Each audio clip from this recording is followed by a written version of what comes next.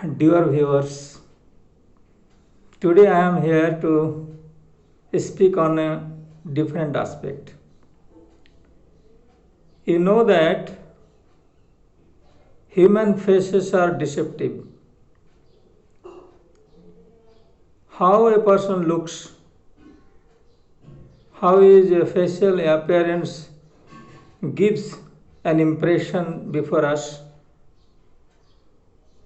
These are temporarily taken into account. But I do feel that such things are much irrelevant in judging a person's features and qualities. As a human being, I may have a lot of loopholes, weaknesses, lot of flaws, but contrary to this, I may not have that much demerits on my faces. So, for example, when you judge me, when you try to follow any of my speeches or any ideas that I try to upload, then you should not pay attention to the face or the external appearance of mine. Rather, you try to adhere the essence of my words, what I mean to say. Because these faces, facial expressions are not exactly giving any revealing of the person's inner feeling. And the inner feeling only can be judged by following the type of thoughts that are sprouting in his heart. I have always tried to communicate many of my feelings in several occasions in the Facebooks. And to my dismay, I always observed that many of my Facebook followers, they gave their comments superficially, only for the external appearance.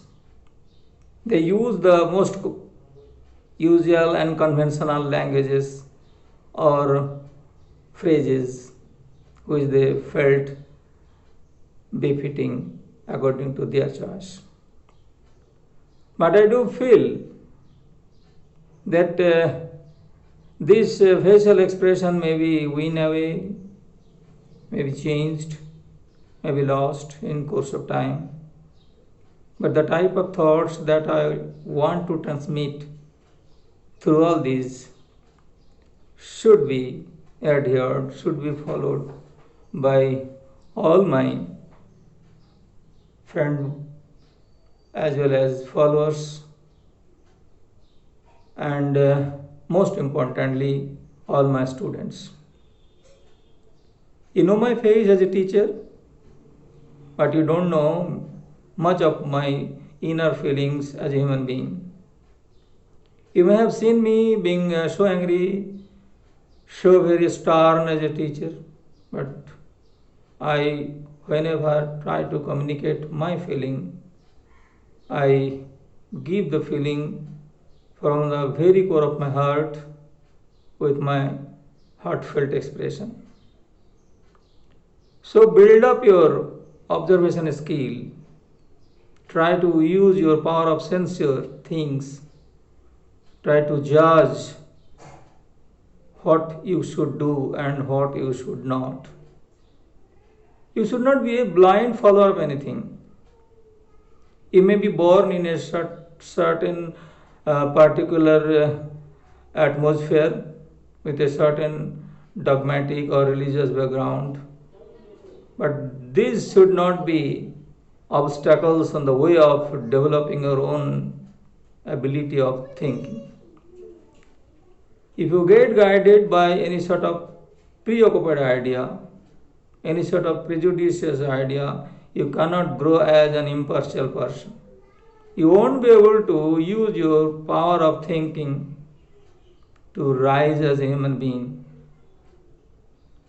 As I told you, human faces are deceptive. That's why don't judge anyone by seeing the face superficially. I have seen many people follow the great scholars. For example, our late President Dr. APJ Abdul Kalam. He himself told in his biography that he had no distinguished face. He was rather born with an undistinguished face of a handsome parents. But still you see, his words are so worth listening, so important, so inspiring. That's why whenever you try to follow anyone, try to understand what the person is trying to transmit through his ideas. In recent years, we have been watching in our country that particularly many of the youngsters, they are reacting on several incidents fanatically. Many of them seems to be very handsome, very attractive, but if you go very deeper part in their hearts, you will find they are having the hearts like demons. Try to shun away these things. Grow your culture, grow your quality, for what you will be treated as a respectable person in future. It is not possible to exactly achieve all the excellence of a very, very highly enlightened person. But if we try, if we use our mind culture, where we committed some mistakes, where we have some loopholes or weaknesses, and if we have our strong desire to improve our personal all sort of good traits, then we can do that. And it is expected of. Moreover, being a rational creature, you should use your sense of reasoning, your dogmatic faith, your personal vested interest in anything, your social, economic, religious, and cultural background should not mar your future as human being. These words may be very difficult to practice in life, but not impossible. One has to grow day by day. One has to improve day by day all the noble virtues by leaving behind some of their wrongs, some of their misdeeds, some of their evil thoughts. And you can see in due course that whatever you didn't think about you in the early stage, due to your concerted effort of becoming a very enlightened person, a genuinely rational person, you will grow nice. People will observe you as a man of letters, and it can be done by all educated people. Education is like a lamp which illuminate our heart. And in order to get that illuminations of our development, of our enlightenment, your concerted effort should be used properly. Merely making a show of yours, um, taking education will not lead you to any particular destination. We all know that life is earnest, life is very important for everyone. Many of us are being guided with their certain feeling of little bit despair and frustration due to their several weaknesses. But whatever you are good in, you can improvise that thing. If you are a good speaker, then develop your habit of speaking on different aspects. If you are a good writer, be the best of your writing capability. If you are a good thinker, transmit your thought to the people. If you are a good teacher, be the best of the teachers, those who are known to you. If you are a mother, then be the best mother. And if you are a father, be the most responsible father, so that your children should feel proud of you. Your personal weaknesses must not deter the development of your children. You have to overcome your all weaknesses. You have to grow as a really genuine human being. And it can be done at any time. It is not that your development can be started only through the learning process from nursery to till master degree.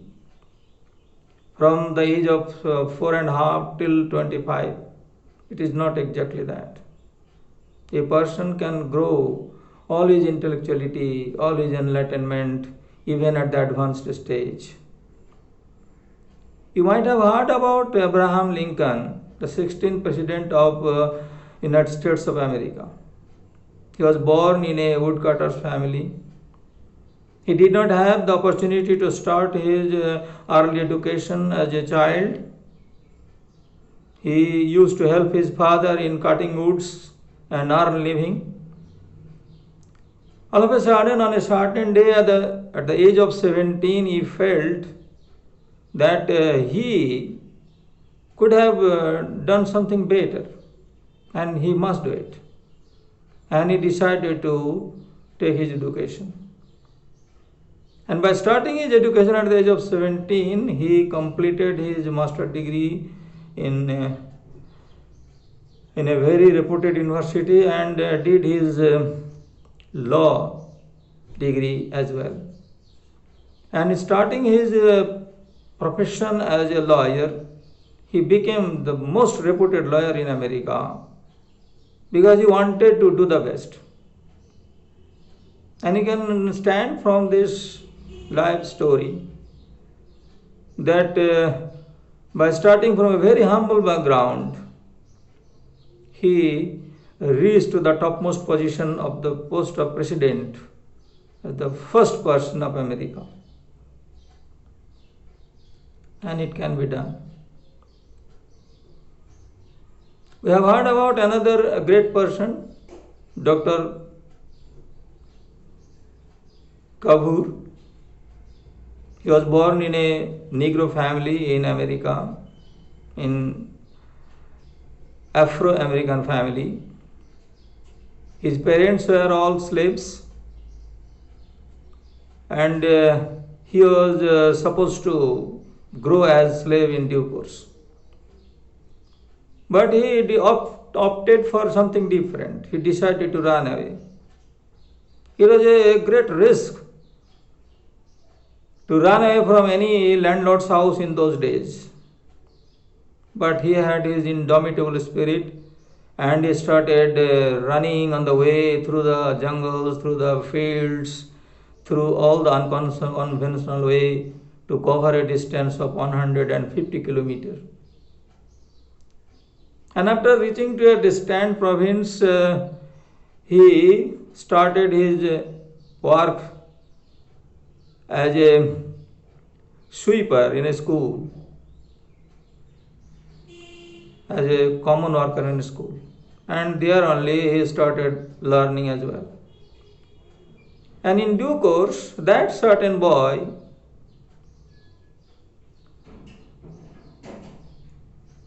grew as the scholar. I'm sorry, he was Dr. Craver. And that Dr. Craver became the master of biology and became the professor of a reputed university. He did not have any good face. He did not have any good parental background. But he did it. He reached to the desired destination, what he wanted to become. So these are the facts which reveal it clearly that whatever we want to become in future, that depends upon the type of scheming, the type of schemes that you are making. If you make your schemes properly, in a very thoughtful manner, with all sort of nicely planned ideas, and if you grow your determinations with indomitable spirit, you will surely reach your goal. However, lastly, I would like to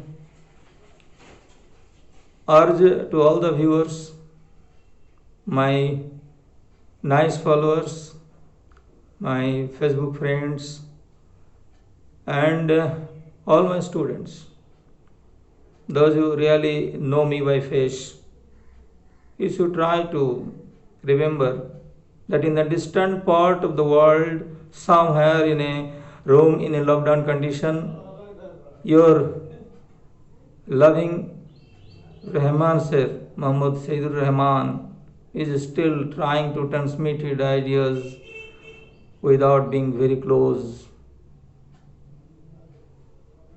I am close only by heart, not in distance.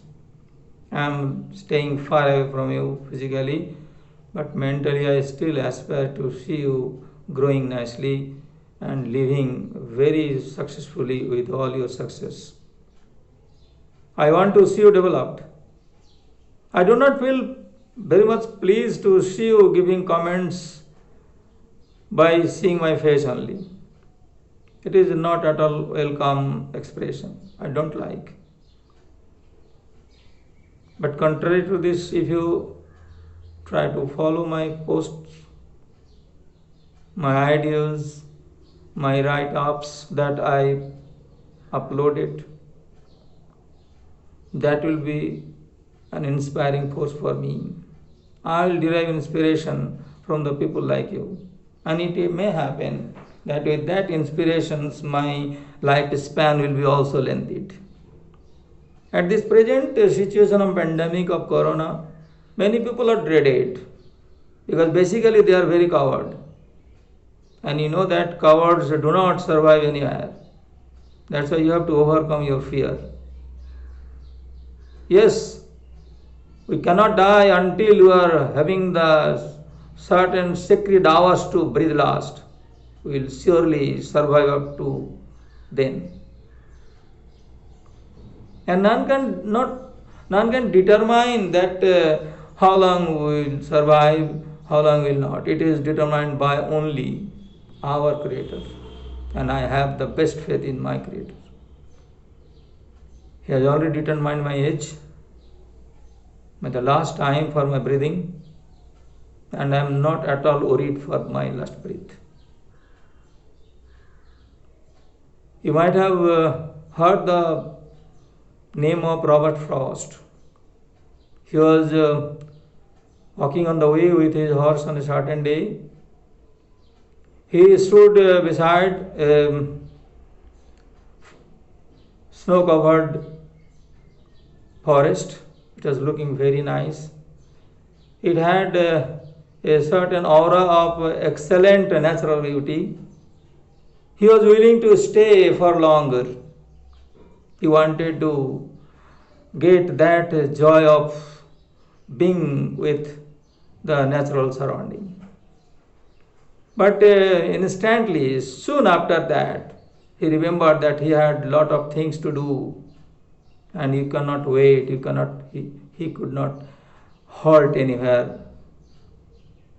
So before breathing last, as we are destined to do whatever we are supposed to do, that great poet expresses the idea, yes, I have miles to go before I sleep.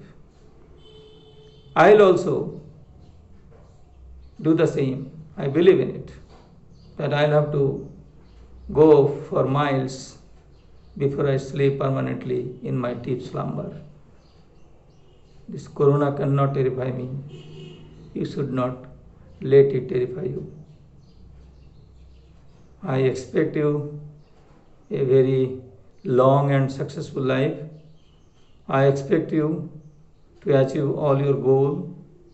I expect you a very pleasant living condition at this hour, and I expect you to live joyfully till you breathe last.